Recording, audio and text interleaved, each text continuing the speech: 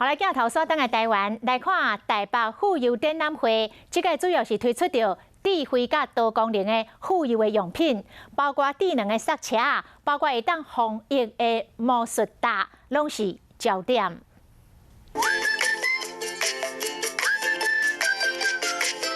报道内面有一个手佫抱一个做妈妈的，毋是干那想着家己一个人尔。要不过呢，惊讲手若放开无细字，这个车会失控。免惊，头一摆发表的智能红影车会来护驾，然后加的是15公分会随动电，啊若平地是30公分就动电。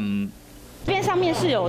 感应到下面的刹车系统，所以当它感应在上面的时候，妈妈会知道有人。那一旦放开之后，它就会通知下面的刹车系统。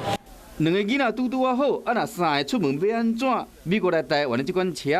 两个细汉的会使坐，大汉的斗斗的嘛会使用骑的。出一逝门，转去厝的爱消毒，大人唔免烦恼，简单消防防疫大，内面有紫外线的灯，囡仔的衫裤、佚佗物仔拢总甲塞入去，会使做完全的消毒。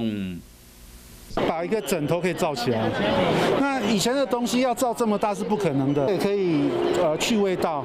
像口罩也可以拿进去杀。爱大人厝变较大间呢有困难，要过变形床这就无困难。囡仔红影床拆开就会变成大人的册桌啊，钱都会晓开，就算辛苦的大人无三条六臂，要过处理囡仔代志嘛会真顺遂。